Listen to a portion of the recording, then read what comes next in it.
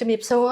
សូមស្វាគមន៍មកកាន់កម្មវិធី Behind the Lens ខ្ញុំវ៉ែនណាជាម្ចាស់អាជីវកម្មនៃហាងវ៉ែនតា VC Optic បាទជំរាបសួរខ្ញុំបាទឈ្មោះរិទ្ធចន្ទ្រាជាអ្នកគ្រប់គ្រងនៅហាងវ៉ែនតា VC Optic ចាថ្ងៃនេះយើងមានប្រធានបទមួយមកជជែកជាមួយនឹងបងចន្ទ្រាដើម្បីដល់ជាចំណេះដឹងទូទៅទៅកាន់ទស្សនិកជនទាំងអស់បងតើបងអាចរៀបរាប់បានទេថាបទពិសោធន៍ការងារបងជា Optician និងជា BM តើក្នុងរយៈពេលប្រហែលឆ្នាំអីបាទសំណួរនឹងល្អហើយចំពោះខ្ញុំគឺ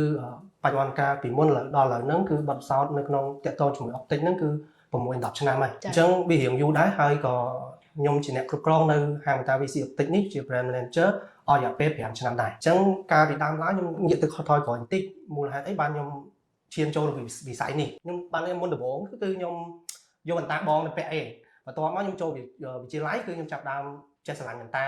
ស្រឡាញ់វ៉ែនតាខ្ញុំពាក់ជាប់ប៉ុន្តែវាមិន direct ទេហើយក៏ខ្ញុំអត់មានផ្នែកយល់ដឹងខាងវ៉ែនតាហ្នឹងដែរដល់ខ្ញុំបន្តដល់មហាវិទ្យាល័យទៅខ្ញុំចប់ទៅបានខ្ញុំបាន focus មួយដល់តាក់ទងមួយជំនាញនេះបន្ទាប់មកខ្ញុំចាប់ដើមស្វែងយល់វាអញ្ចឹងចន្លោះពេលដែលខ្ញុំចូលទៅខ្ញុំប្រឡូកជាមួយវិស័យហ្នឹងរៀងយូរហើយក្រៅហើយខ្ញុំ start វាចាប់ពី start up ពីលេខ0មកហ្មងអញ្ចឹងនៅក្នុងរបស់ខ្ញុំហ្នឹងគឺខ្ញុំទទួលបានថាខ្ញុំឆ្ងល់ថាចូលហាងមុនដំបូងនៅក្នុងវិស័យហ្នឹងតែទៅវិញតាថ្លៃមែនដល់1000ខ្ញុំភ្ញាក់ផ្អើលខ្លួនឯងទៅតម្លៃថ្លៃមែនហើយកាលនោះខ្ញុំស្រឡឹងមើលគេដងកាត់ទាដែលជាតម្លៃថ្លៃគេនៅក្នុងចំណោមហាងបន្តាក្នុងហាងបន្តាដែលខ្ញុំចូលទៅធ្វើការមុនដំបូងហើយចំពោះជំនាញដែលខ្ញុំមានដល់បច្ចុប្បន្នកាលនេះខ្ញុំអាចនិយាយបានថាយើងអរគុណបងមែនតើដែលគាត់បានប្រាប់ខ្ញុំតាក់ទងមួយការវិធីសាស្ត្រក្នុងការពិនិត្យភ្នែកឲ្យមានគុណភាពតាក់ទងជាមួយនឹងបរិបទក្នុងការដែលយើងតំណែងមួយភ្ញៀវទៅវិញទៅមកឲ្យមានទំនួលខុសត្រូវគ្នាទៅវិញទៅមកហើយមួយវិញទៀតតាក់ទងជាមួយនឹង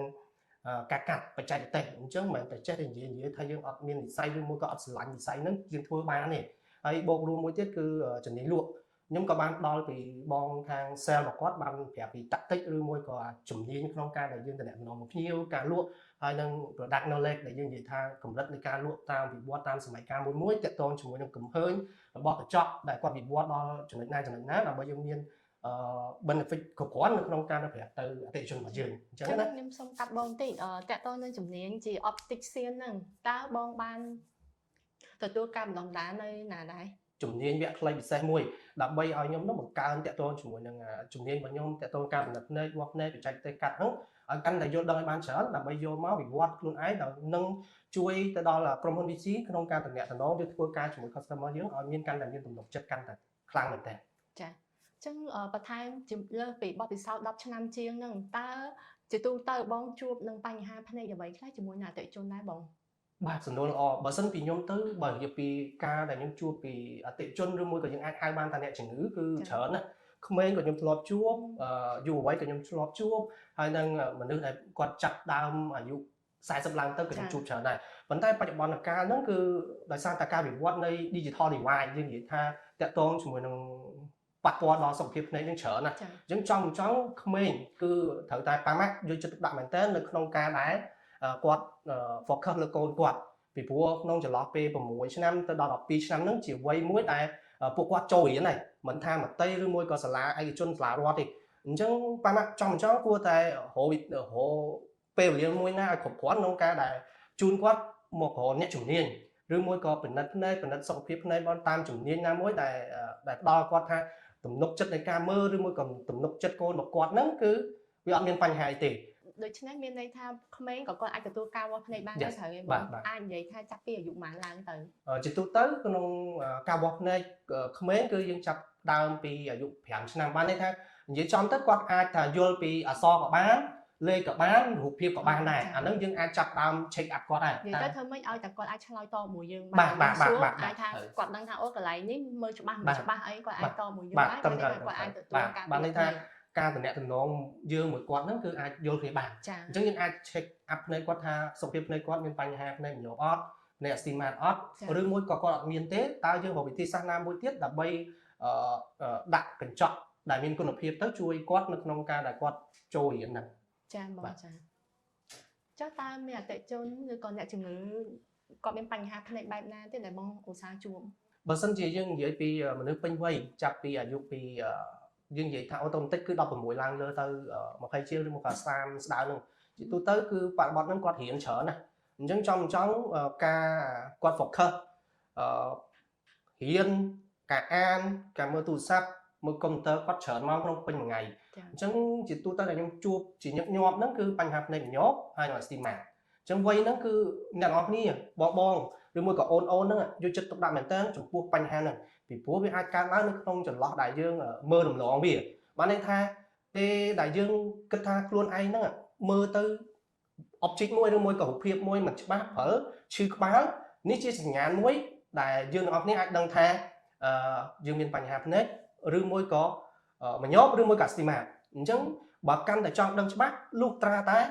យើងទៅរកអ្នកជំនាញណាដែលគាត់មានបទពិសោធន៍យូរឆ្នាំបទពិសោធន៍ត្រឹមត្រូវទើបអាចឆែកដឹងថាសុខភាពភ្នែករបស់យើងហ្នឹងមានបញ្ហាដែរឬអត់ ដូច្នេះមានន័យថាបើសិនជាគាត់ចាប់អារម្មណ៍ថាខ្លួនឯងមើលអីមួយរៀងឈឺក្បាលអត់សូវច្បាស់អាហ្នឹងអាចថាគាត់អាចកត់សម្គាល់ថាចន្លោះប្រហែល1ម៉ែត្រអីហ៎បងដើម្បីអាចថាអូខេគាត់ដឹងថាចន្លោះពី2ទៅ3ម៉ែត្រក៏5 6ម៉ែត្រគាត់មើលអីអត់សូវច្បាស់អញ្ចឹងប្រហែលជាគាត់អាចនឹងមានបញ្ហាមញោបឬក៏ astigmat ដូចបងលើកឡើងខាងលើហ្នឹងតើជាទូទៅយើងមានចង់និយាយថាចំណុចណាខ្លះដែលគាត់អាចកត់សម្គាល់បានជាទូទៅតាមស្តង់ដារគឺ6ម៉ែត្រ5ទៅ6ម៉ែត្រយើងអាចប្រខិតដឹងហើយថាសុខភាពភ្នែករបស់យើងហ្នឹងចាប់ object ឬមួយក៏រូបភាពហ្នឹងបានកម្រិតណាច្បាស់អត់អញ្ចឹងយើងត្រឡប់មកសួរខ្លួនឯងវិញថាបើសិនជាក្នុងចន្លោះហ្នឹងយើង5ម៉ែត្រ6ម៉ែត្រឬមួយក៏លើហ្នឹងយើងមើលអត់ច្បាស់ទេយើងទៅតែរកអ្នកជំនាញឬមួយក៏ទៅជួបពិភាក្សាជាមួយនឹងអ្នកដែលគាត់មានបទពិសោធន៍ខាងហ្នឹងឲ្យបានឆាប់ហាក់ដើម្បីឲ្យដឹងថាសុខភាពភ្នែករបស់គាត់ហ្នឹងមានបញ្ហាអត់មានភ្នែក astigmat អត់មានភ្នែកមញប់អត់ក្រៅពីអាយុ30ជាងចុះមានបញ្ហាភ្នែកអីទៀតដែលគិតថាតើយើងគួរតែប្រយ័ត្នប្រយែងក៏កត់សម្គាល់បន្ថែមទេបងមានបើសិនជាអាយុ38ឡើងលើគឺខេសហ្នឹងគឺរៀងពិបាកបន្តិចហើយគាត់រៀងចំណានបន្តិចហើយអញ្ចឹងពួកគាត់ត្រូវតែយកចិត្តទុកដាក់នៅក្នុងការដែលគាត់ចាប់រូបភាពឬមួយក៏ងាកទៅ38ឡើងលើឬមួយក៏40ឡើងលើចំ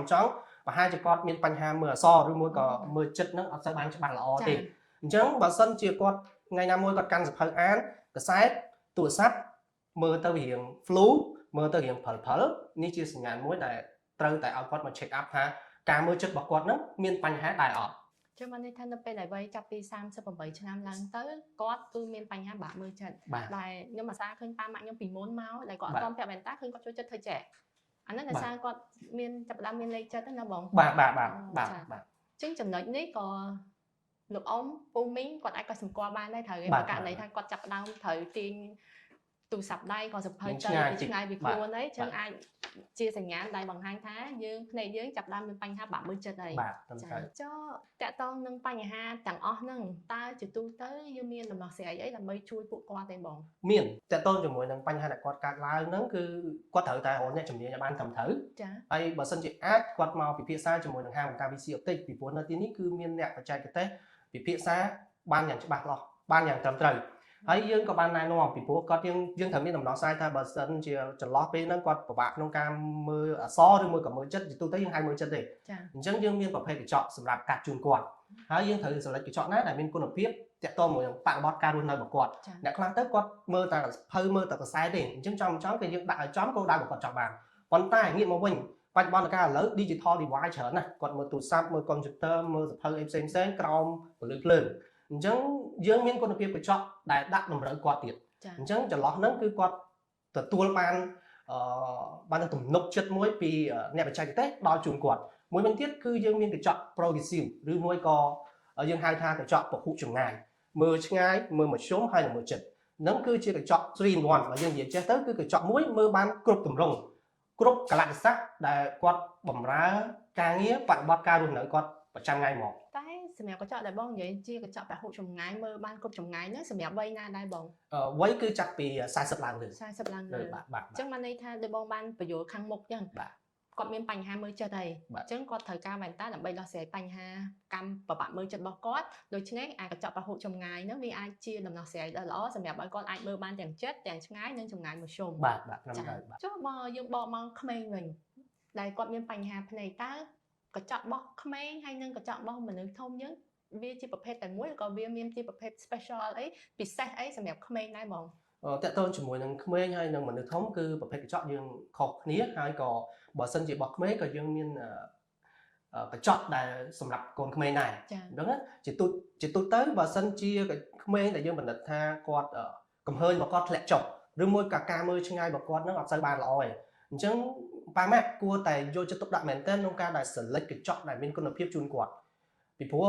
ភ្នែកយើងសំខាន់ណាស់បើសិនជាយើងមើលរំលងរឿងហ្នឹងណាប្រកាសណាស់ទៅថ្ងៃក្រោយយើងនឹងសោកស្ដាយកន្លែងហ្នឹងហើយបើសិនជាងាកមកវិញកញ្ចក់ដែលសម្រាប់តម្រូវការកូនក្មេងហាងបន្តា VC Optic យើងមានអញ្ចឹងបើសិនជាប៉ាម៉ាក់មានចម្ងល់តាក់ទងជាមួយនឹងកញ្ចក់បន្តាដែលតម្រូវជាមួយនឹងក្មេងៗអាចមកជួបអ្នកជំនាញបច្ចេកទេសនៅហាងបន្តា Optic យើងផ្ទាល់មកហាងបន្តា VC Optic យើងផ្ទាល់មកគឺខាងយើងបានបង្ហាញនៅតាក់ទងមួយប្រភេទកញ្ចក់ទី1ឬមួយក៏ទី2គាត់មានសមត្ថភាពអីដើម្បីឃុំក្រងកំហើញរបស់ក្មេងៗកុំឲ្យឡើងដើរត្រេលឿនចាចុះសម្រាប់មនុស្សពេញវ័យវិញបងបានណែនាំពីប្រភេទកញ្ចក់សម្រាប់មនុស្សចាប់ពី40ឆ្នាំឡើងក្មេងចន្លោះពី6ទៅ12ចុះសម្រាប់មនុស្សពេញវ័យទូទៅវិញតើជាទូទៅមានប្រភេទកញ្ចក់ណាខ្លះដែលយើងគិតថាពួកស័ក្តិសមសម្រាប់ពួកគាត់បើសិនជាពេញវ័យឬមួយក៏វ័យដែលយើងចាប់ពីចូលរៀនចូលសិក្សាអនុវិទ្យាល័យវិទ្យាល័យឬមួយក៏មហាវិទ្យាល័យគឺយើងមានហើយក៏យើងមានផលិតផលល្អជូនគាត់ដែរសំខាន់គឺតាក់ទងជាមួយនឹងការដែលគាត់រកអ្នកជំនាញឲ្យបានត្រឹមត្រូវខ្ញុំនៅតែ focus លើអ្នកដែលគាត់ចង់ដឹងថាតើធ្វើម៉េចដើម្បីទៅរកទីតាំងមួយឲ្យបានច្បាស់លាស់ត្រឹមត្រូវហើយជំនាញបច្ចេកទេសគាត់ហ្នឹងបានច្បាស់លាស់ឬមួយក៏បត់ពិសោធន៍ review ឆ្នាំដូចខ្ញុំអីចឹងជាដើមអីចឹងទៅអញ្ចឹងកន្លែងនេះអ្នកទាំងអស់គ្នាត្រូវគិតថាផ្ទៃយើងត្រូវការកញ្ចក់បន្តាដូចម្ដេចដើម្បីឲ្យឃុំក្រងបរិបទរៀនរបស់យើងក្នុងវ័យហ្នឹងយើងរៀនក៏រៀនធ្វើការក៏ធ្វើការហើយយើងកំសាន្តបាទឬមួយក៏ travel ដែលគាត់ចង់ជិះម៉ូតូបើកឡានអីហ្នឹងគឺច្រើនមែនតើហើយបើងាកមកវិញបើសិនជាយើងមិនបានរកកញ្ចក់ណាដែលមានគុណភាពល្អទេសួរថាពេលយើងដើរកំសាន្តជិះម៉ូតូបើកឡានមើលមិនច្បាស់វាផលប៉ះពាល់អីដល់ខ្លួនឯងអត់ផលប៉ះពាល់គឺមានដោយសារតែយើងបើកទៅមើលអត់ច្បាស់ផងម្ដងច្បាស់អត់ច្បាស់អញ្ចឹងអាការដែលយើងប្រយ័ត្ននៅក្នុងការដែលបើកបរហ្នឹងវាផលរំខានហ្នឹងយើងទៅជាមានបញ្ហាណាមួយកើតឡើងដែលយើងមើលមិនឃើញទៅជាការសោកស្ដាយកន្លែងនេះគឺជាកន្លែងដែលយើងទាំងអស់គ្នាមិនអាចគួរមើលរំលងទេសរុបមកតាមបងវាព្រោះបានន័យថាសូម្បីប្រភេទកញ្ចក់ក៏មានច្រើនដែរដូចជាយើងរៀនយើងធ្វើការផ្សេងបើយើងធ្វើដំណើរកំសាន្តក្រុមពលឺថ្ងៃក្រុមអីគេមានប្រភេទកញ្ចក់គេផ្សេងទៀតបាទមានអញ្ចឹងបងអូនលោកពូអ្នកមី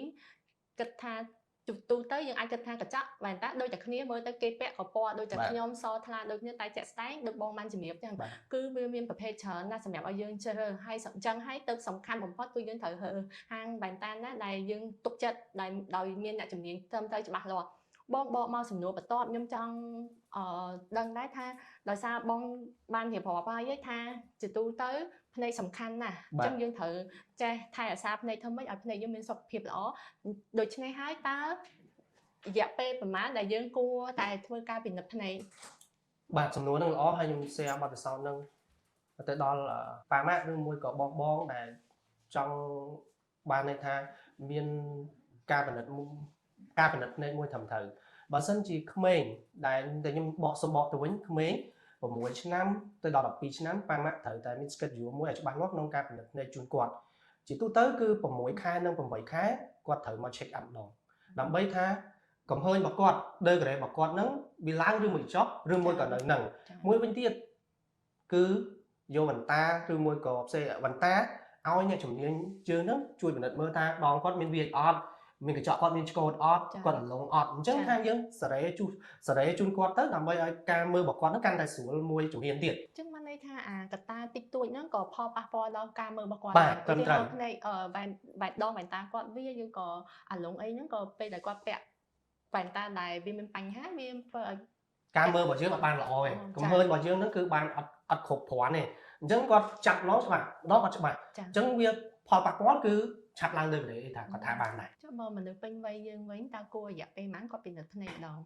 បើសិនជាយុវវ័យយើងឬមួយក៏មនុស្សពេញវ័យរបស់យើងជាទូទៅគឺយើង1ឆ្នាំធ្វើឲ្យ1ឆ្នាំគឺត្រូវតែមកពិនិត្យភ្នែកឲ្យបានម្ដងជាទៀងទាត់អាហ្នឹងយើង set schedule ខ្លួនឯងទៅដើម្បីឲ្យដឹងថាបញ្ហាភ្នែករបស់យើងហ្នឹងនៅកំហើញដដែលឬក៏ឡើងឬមួយក៏ចុះអញ្ចឹងនេះជាចំណុចសំខាន់សម្រាប់បងយុវវ័យយើងក្នុងការដែល check up ចំពោះ check up នៅហាងបន្តា VC Optic វិញគឺយើង free ទេអត់ឆាតទេអញ្ចឹងដល់ឲ្យអ្នកទាំងអស់គ្នា